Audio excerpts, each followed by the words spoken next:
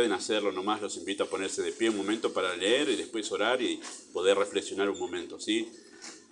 Dice así, versículo 18 de Mateo 28, dice que Jesús se acercó y les habló diciendo: toda potestad me es dada en el cielo y en la tierra, por tanto id y haced discípulos a todas las naciones, bautizándoles en el nombre del Padre, del Hijo y del Espíritu Santo, enseñándoles que guarden todas las cosas que os he mandado. He aquí, yo estoy con vosotros todos los días hasta el fin del mundo. Amén. Oramos. Amado Padre Celestial, una vez más damos gracias por lo que estamos viviendo en este momento. Gracias por Lucas, por Virginia, por este paso de obediencia, dar testimonio público de su fe en Cristo. Pedimos que nos dirijas en la Escritura, deseamos poder exponerla de manera precisa y exacta, ser fieles a lo que tú dejaste escrito, y pedimos que tú lo uses para trabajar en los corazones, tratar con las almas. En el nombre de Jesús. Amén. Bueno, pueden tomar asiento, muchas gracias.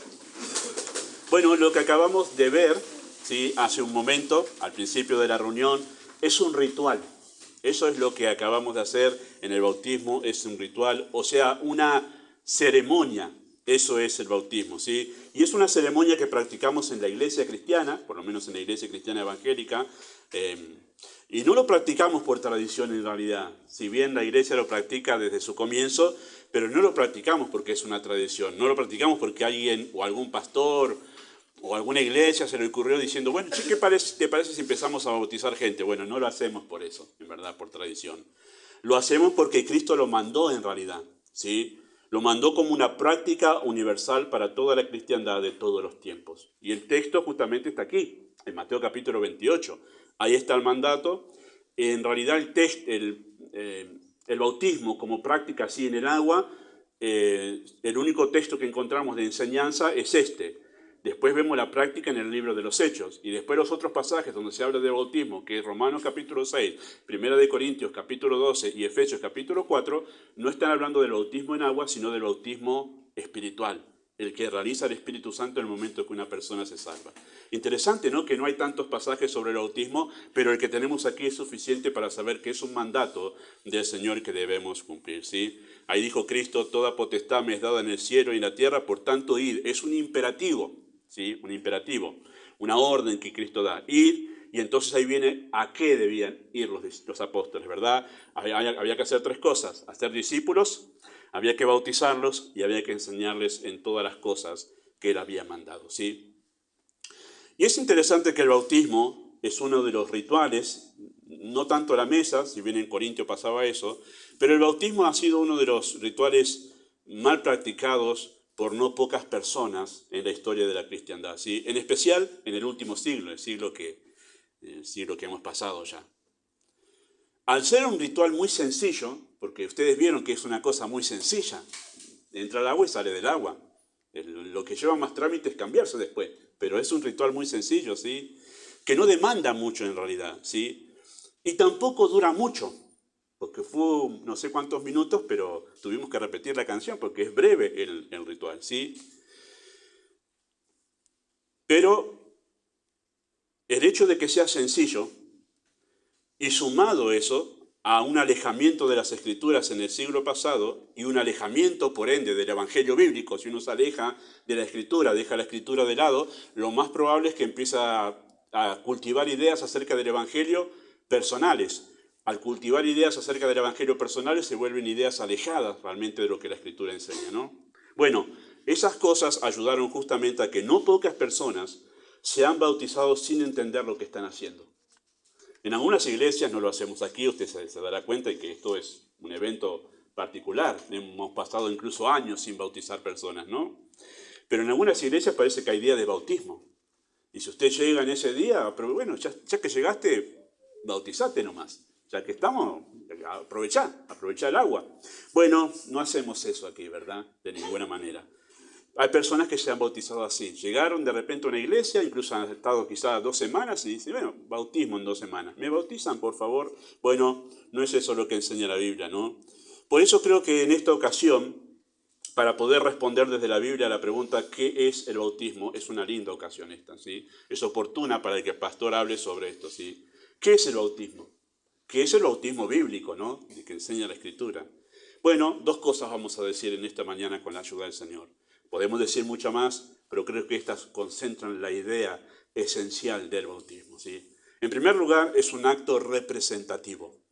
Eso es el bautismo en agua, ¿sí? Es un acto representativo, ¿sí? Un acto representativo es aquel que revive en forma simulada un evento, ¿sí? Eso es un acto representativo. Alguien está simulando algo que pasó en cierto momento, ¿sí? Lo representa, solemos decir nosotros, ¿sí? Por ejemplo, en las festividades patrias, los alumnos en la escuela suelen hacer actos representativos, ¿no? Representan cómo fue aquel momento histórico, por ejemplo, del 25 de mayo.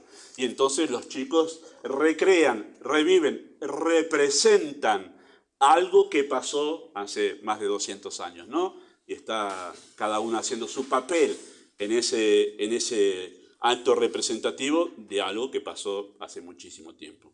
Bueno, el bautismo es eso. El bautismo es un acto representativo de algo que ya les pasó a Lucas y Virginia. No les pasó hoy, sino están representando algo que les pasó ya hace un tiempo atrás, ¿sí? ¿Lo dice dónde esto? Bueno, la Biblia lo dice en Romanos capítulo 6, versículos 3 y 4, que ustedes tienen el texto aquí. Dice, ¿o no sabéis? Pablo hace una pregunta allí como diciendo, ustedes tendrían que saber esto, ¿no? ¿O no sabéis que todos los que hemos sido bautizados en Cristo Jesús, y ahí habla del bautismo espiritual, en el momento de la salvación, hemos sido bautizados en su muerte? Dice, porque somos sepultados juntamente con Él para muerte por el bautismo, a fin de que como Cristo resucitó de los muertos para la gloria del Padre, así también nosotros andemos en vida nueva. Nosotros estamos haciendo una representación de muerte y de resurrección. Y ahí se empieza a entender más por qué entrar al agua y por qué salir. Y por qué sumergirse y no simplemente rociar con un poco de agua. Porque se trata de ser sepultado. Esa es la idea. Claro, no, el ritual sería muy difícil si lo hacemos con tierra, en verdad. Es muy difícil eso. Por eso Cristo buscó una manera de hacer la representación que la idea quede clara, ¿sí? Y que sea sencillo y fácil de hacer. Es sepultar, morir y es salir a una nueva vida. Eso es lo que estamos haciendo, representando con el bautismo, ¿sí? El bautismo representa que yo morí y que yo resucité con Cristo. Y de ahí el hecho de sumergir en agua, ¿sí? Bueno, ¿cuándo sucede eso? ¿Cuándo sucedió eso de que yo morí con Cristo y yo resucité con Cristo? Porque ninguno de nosotros ha estado hace más de 2000 años en aquel lugar, en Jerusalén, donde Cristo fue crucificado. Yo no estuve ahí. Como yo morí y yo fui crucificado con Él y que yo morí con Él y que yo resucité con Él. ¿Cuándo morí y resucité con Cristo? Bueno, no sucede en el momento en que me bautizo en agua. Esto no da la salvación, ¿sí? Acá no, ellos no fueron salvos hoy. Este agua es agua de la canilla, es agua que después vamos a sacar y vamos a tirar. No hay algo especial en este agua, ¿sí? Hoy tampoco recibieron mediante el agua una bendición extra para sus vidas. No pasó eso. Ni tampoco, ni siquiera cuando yo oré por ellos o cuando yo los bauticé, no es que les di un poder especial porque no lo tengo como pastor. Soy un ser humano como ustedes. No pasó nada de eso, ¿sí? Ellos no fueron salvos ahora. Ellos fueron salvos, eso de morir y resucitar con Cristo.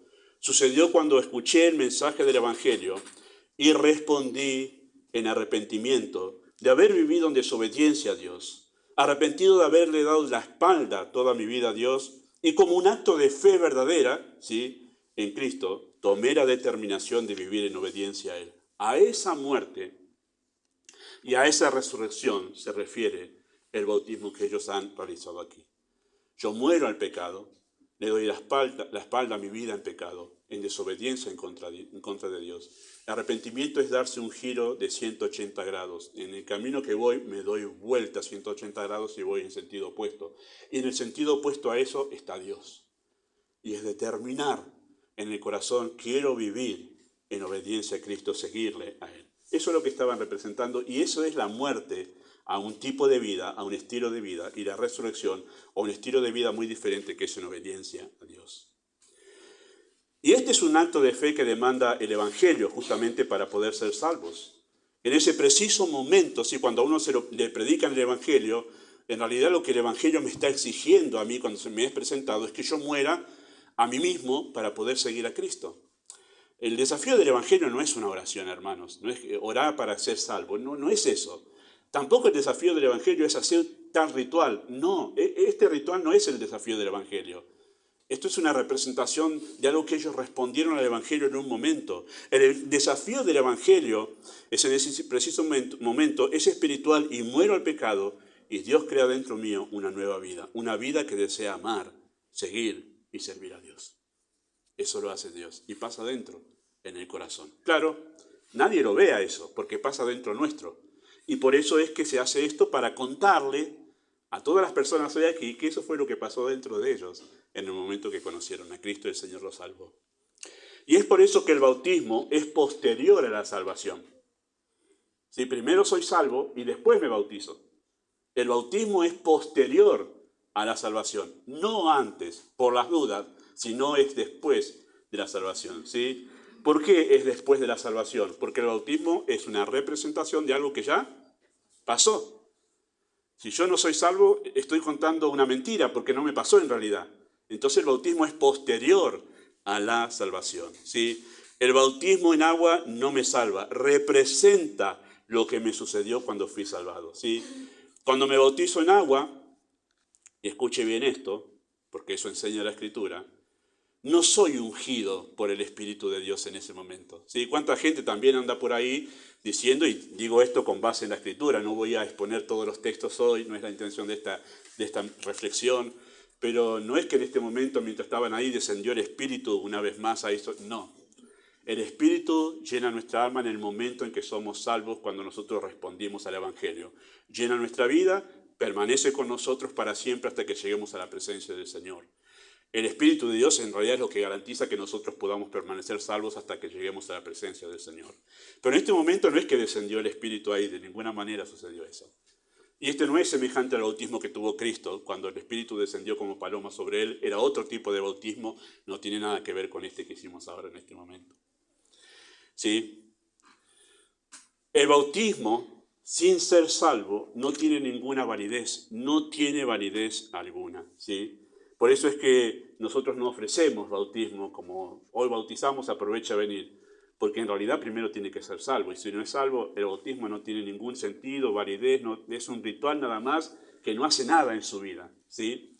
Si nunca he sido salvado, si nunca me he arrepentido de mis pecados, sigo viviendo en ellos, bueno, el bautismo no tiene ninguna validez. Si nunca he decidido seguir a Cristo en obediencia a Dios, sino que sigo viviendo a mi manera, entonces lo que estoy representando, si me estoy bautizando en esa condición, es una mentira. Es una mentira, ¿verdad? Porque nunca pasó eso de morir y resucitar, sino que me bautizo porque aprovecho que otros, pero mi vida afuera es lo mismo. Es lo mismo, ¿no? ¿Cuántas personas se han bautizado así, no? Se han bautizado, pero después afuera no ha pasado eso de que veo que sigue siendo igual, no hay ningún cambio. Y muchas personas han en realidad tenido una mala idea del cristianismo por ese tipo de personas que ha realizado el ritual, pero en sus vidas, en su interior, no ha pasado absolutamente nada, ¿verdad? Por eso hay que tener mucho cuidado con esto. Y esto es verdad también, queridos hermanos, para aquellos que fueron salvos después de bautizarse, ¿no? Ha pasado en nuestras iglesias muchas veces que especialmente niños que han venido con sus padres a la iglesia desde pequeñitos, cuando llegan a la adolescencia, dicen, bueno, se empezaron a bautizar, yo también me bautizo por el impulso de algún campamento, por la emoción del momento, porque simplemente hay varios de sus jóvenes que se quieren bautizar y dicen, bueno, yo también para no quedarme afuera. Después con el tiempo se dieron cuenta que no entendieron nada, que no son salvos y después conocen a Cristo más tarde. Bueno, ¿qué reflexionan algunos? Bueno, yo fui salvo después, pero ya me bauticé y ya está. Ya está, vale, porque me bauticé, ya está listo. Bueno, si eso fuese verdad, ese razonamiento, ¿qué haríamos ahora? Hubiese hecho esto yo. Vamos todos a bautizarnos por las dudas, porque si después es salvo, ya está, listo, trámite hecho. No es así. El simbolismo y el significado del bautismo se pierde, es posterior a la salvación. Y por eso aquí ha pasado, con más de gracia, por la gracia de Dios, más de uno de los que están aquí ha venido a preguntarme, pastor, yo me bauticé en un momento y me di cuenta que no entendía eso. Y me di cuenta que en realidad conocí a Cristo después. ¿Me tengo que bautizar? Y sí. Porque lo que contaste antes en aquel bautismo era una mentira. vos no habías muerto y no habías resucitado a una nueva vida. Debes ahora contar lo que te pasó realmente en tu vida. ¿Sí? Por eso, si te has dado cuenta que te habías bautizado sin ser creyente, necesitas hacerlo para que sea un acto representativo genuino, donde cuentas una historia real, y no como la otra, que era mentira. ¿Sí? Y en segundo lugar, lo que vamos a reflexionar en esta mañana, respondiendo a la pregunta ¿qué es el bautismo? Es un testimonio público. Aparte de ser un acto representativo, es un testimonio público. ¿Sí? El bautismo es una confesión pública, ¿sí?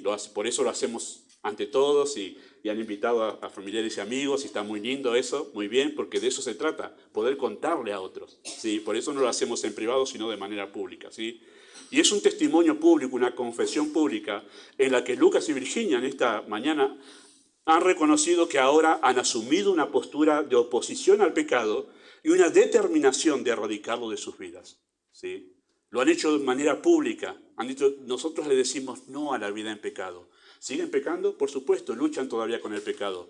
Pero ahora ven el pecado de una manera distinta que lo veían antes de conocer a Cristo. Ahora tratan de erradicarlo. Ahora les pesa el pecado. Ahora lo aborrecen como Dios lo aborrece y luchan cada día para erradicarlo de sus vidas. Eso es lo que han confesado en esta mañana. Y además han confesado públicamente su compromiso voluntario de amor hacia Cristo, reconociendo a Cristo como su Señor y dueño de sus vidas. Eso han hecho. Eso han confesado públicamente, que ahora tienen un dueño de sus vidas, que es el Señor. Por alguna gracia del Señor no sucede lo mismo que sucedía en el Imperio Romano en la iglesia naciente. En la iglesia naciente, en el Imperio Romano, la ley estatal era que el único Dios que existía era César.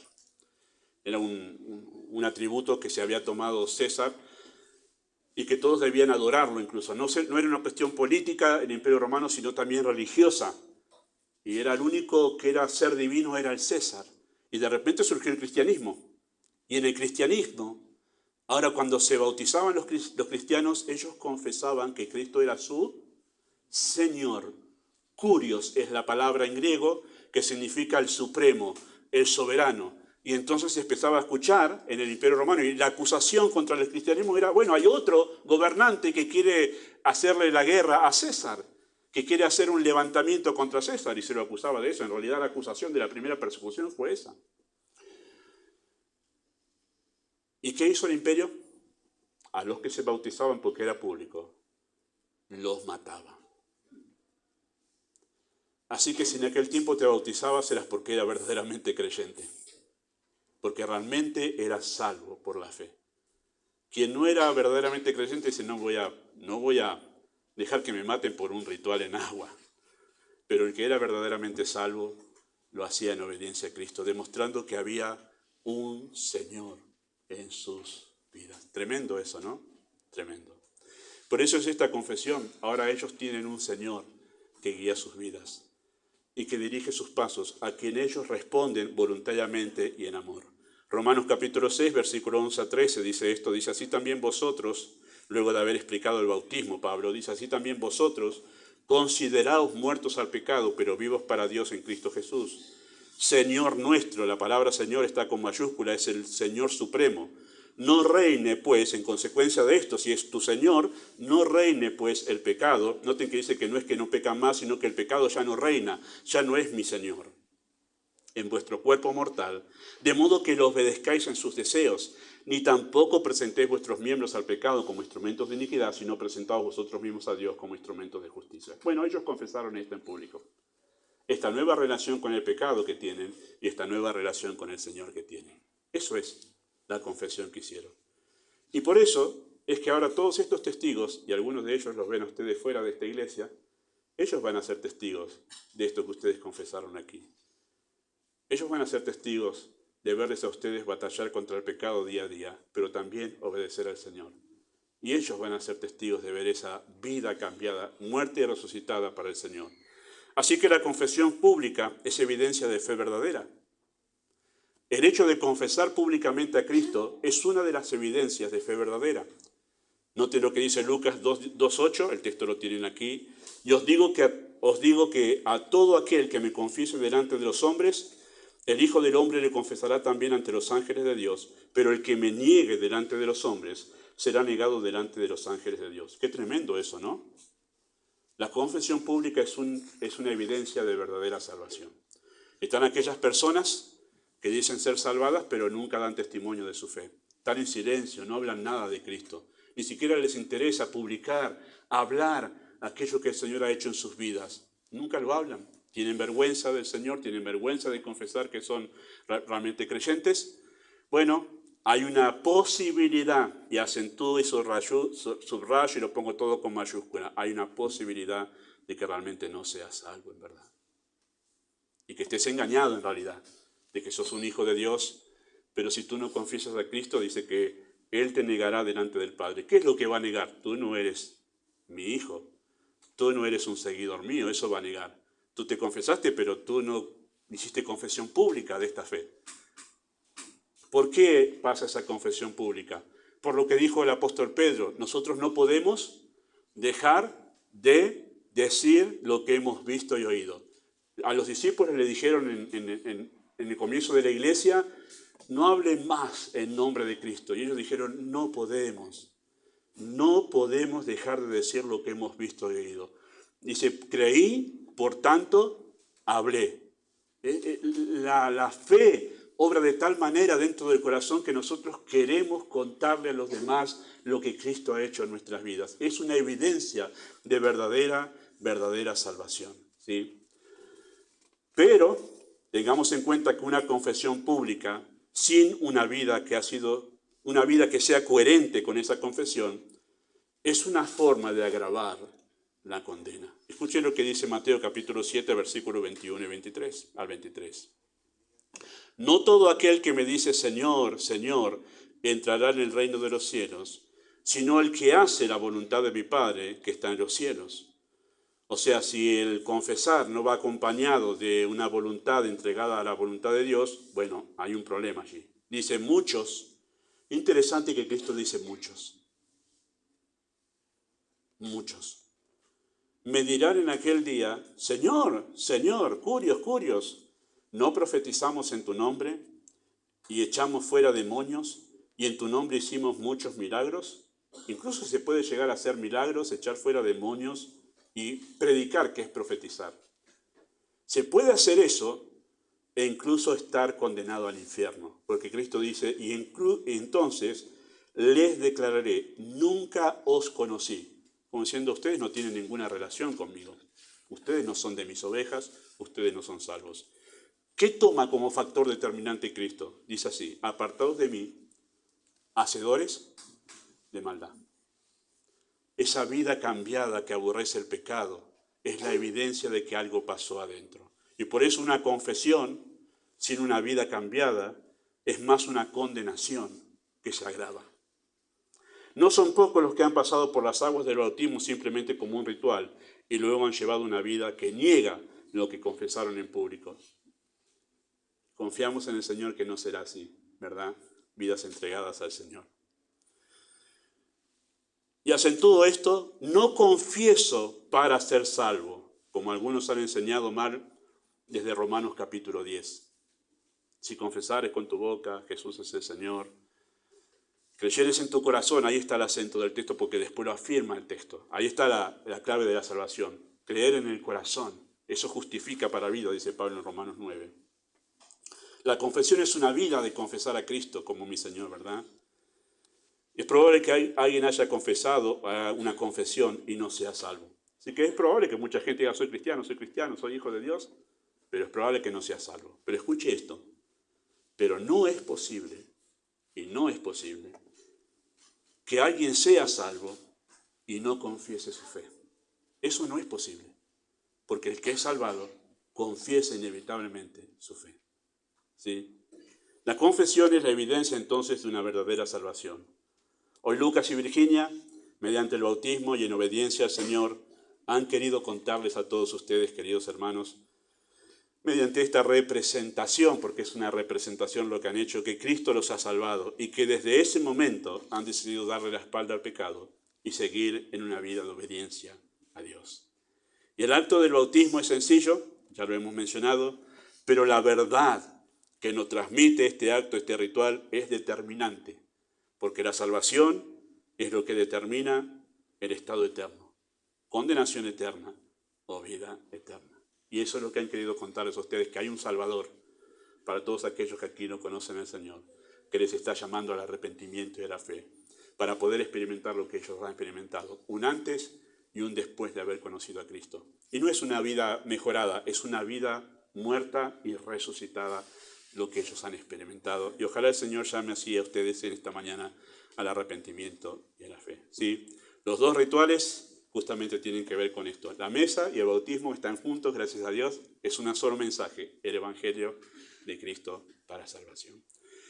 Oramos, amado Dios, damos muchas gracias en esta mañana por haber vivido este evento. Acompañamos a Lucas y Virginia en este momento en sus vidas y seguir para que sigan dando pasos de fe, de obediencia, en una muestra de amor a aquel que los ha salvado.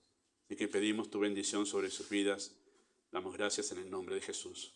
Amén. Bueno, no es todo.